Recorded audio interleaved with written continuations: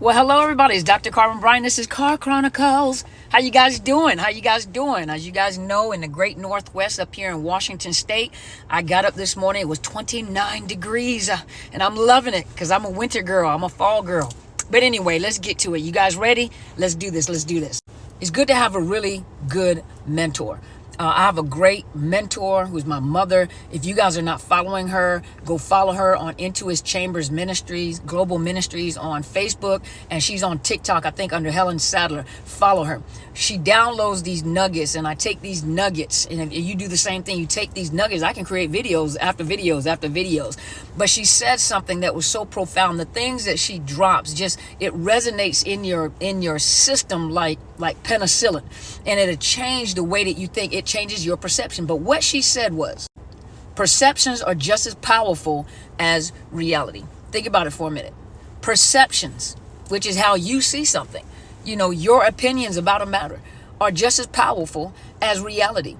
And for those of you that are currently in narcissist relationships, or have come out of, the victims of, survivors of, and those of you that are still in it. It means you're still a victim of it, of narcissist abuse with a narcissist. Perceptions are very powerful, because perception, which are your opinions, your reality, you have created a reality, and it has become a perception. And people's perception is not always reality, because it's sometimes not your reality either. And when you're dealing with a narcissist creates their own world. They create their own little dysfunctional bubble, and they pull people into that dysfunctional bubble. Well, in that dysfunctional bubble is their perceptions, their opinions. And if you don't agree with their perceptions, I promise you, you're going to be gaslighted. You're going to be manipulated. You're going to be, I don't want to use the word groomed, but you will be classically conditioned. They will condition you and change your perceptions so that your perceptions line up with their perception, and it becomes reality. And the thing about it is that they live in a world where the things that are right are now wrong, and the things that are wrong are now right. And I've spoken about this before, where you can have a college degree. You could be a nurse or a lawyer. You know the law. You've studied it. You passed the bar exam. You passed the license exam. But by the time they're done talking to you, you will swear that the college that you went through is garbage, because that's what they'll tell you. Harvard is garbage. They'll tell you Yale is garbage. Whatever college you went to, because it does not line up with the way that they perceive things, the way that they've come up with a perception of things, their reality. That is their reality in their bubble. So they pull you into their dysfunctional, distorted little world, and they begin to change your perceptions. It's not your perception. They're changing your reality into their perception. And the crazy thing about it is that they deceive themselves. They lie so much. They pull people into the way they perceive things that they actually deceive themselves into believing their own lies.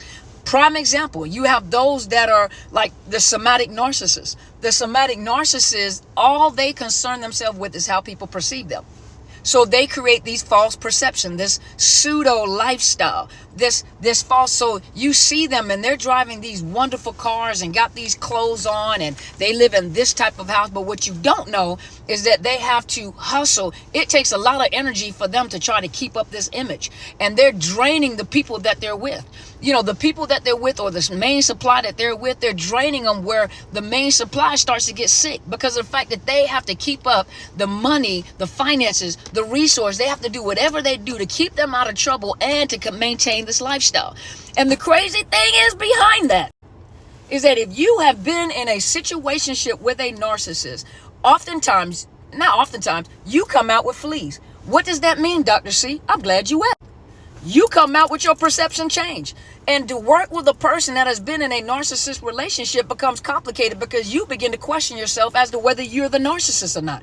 And oftentimes you're not the narcissist. What happened is you have picked up on their perceptions. You have changed your vocabulary. You are starting to act like them because you understand that in order for me to get my needs met, I have to manipulate just like they manipulate. You have picked up on their behaviors. You have picked up on their thought processes. You're doing the same thing that they're doing. You're going toe to toe with them. 1 + 1 = 2. Okay, that wasn't a good example. 1 × 1 = 1. But the thing about it, that was a bad example. Let me go back. Anyway, as I was saying, is that you stay in there with them long enough, you begin to think like them. You begin to act like them. And a lot of you try to fight fire with fire. You can't fight fire with fire. You're going to get burned. When they go high, you go high.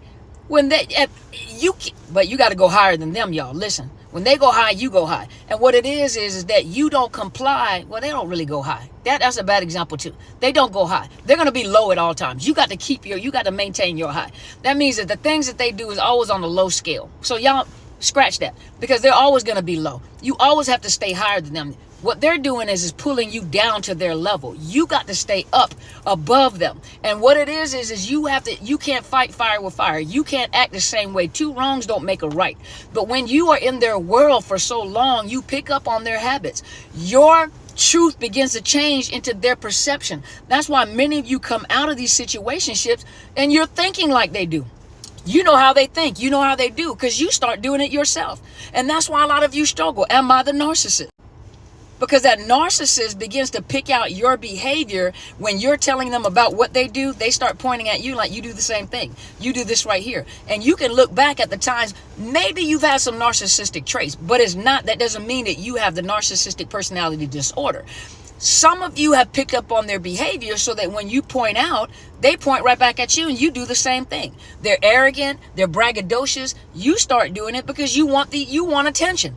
You've taken all the attention away from me, or you don't give me credit for nothing. So now I'm craving attention because I'm in the house with you and I'm starving to death. You know, when it comes to affirmation and attention, you're starving me where I want the attention. And so I want the attention. So I'm doing the same thing you're doing in order to get the attention. And so some of you are concerned at the fact that I may be the narcissist. But that doesn't mean that you are the narcissist. That takes a lot of self-evaluation. Hopefully you heard the last thing that I said, because the phone started ringing. But it takes some self-evaluation. But you have to remember, their perceptions to them is always right, to a point where they live in the dysfunctional bubble where they believe their own lies. Their perception is the truth. Not the fact that the truth is the truth, but their perception becomes the truth. And they live in a lie that they begin to believe themselves. They present themselves, as I said, I used the example, they present themselves as being these wealthy people, and they're struggling. And what they're doing is they're hustling. They're hustling their primary supply. The primary supply is exhausted, has exhausted finances, has exhausted resources. Now they're in financial turmoil. Some of them are in bankruptcy. Some of them have to give away stuff. And that narcissist will keep up with the theme, not the theme, but they keep up with the narrative. They change that narrative to fit what is going on. So if they're having financial issues, they'll blame it on the main supply, on that primary supply. If they're having financial issues and they're having to get rid of valuable things, their thing is that the main supply, the primary supply that they're with is the one that is financially, they project their dysfunction onto the next person, onto you, onto the primary supply. They'll make up excuses. I'm selling this, or I'm getting rid of this because I'm downsizing and I realize, this is too much. And the primary supply, my wife, my husband, they done put us in debt and blah, blah, blah, blah, blah, blah. But as you begin to understand what you're dealing with, or you really begin to talk to that primary supply, later on, you begin to talk to them and find out what's going on. You'll find out that they projected their dysfunction, their irresponsibility, their unaccountability, onto the next person. And perception is just as powerful as reality. That's why a lot of you come out of the situation and we question your thought processes. You question, am I doing this right? Is this correct? What do you think? Now it's a matter of what do you think? What do you think? Because you don't trust your own self. You don't trust your own opinions. You don't trust your own thoughts. You're struggling. You can't make decisions by yourself because that narcissist was taking total control, has conditioned you to believe something or to react a certain way. And then think about it. It's the rewards and punishment. The conditioning now comes with the rewards and punishment system. You told them in the very beginning when you had that mouth diarrhea and you told them all your business. You told them exactly how you function. You told them, your deepest desires, your thoughts, your hurts, everything. and you've shown them where your kryptonite is. So they'll use reward and punishment in order to get you to comply back with their perception, comply back with their words, comply with their power and control. You get rewarded with affection and attention and gifts and all the things that you desire, that you wanted so deeply. And the moment you get out of compliance and you disagree with anything, or you hurt them in any kind of way, their ego, they will punish you by silent treatment and anything else to take away from you, to get you into compliance.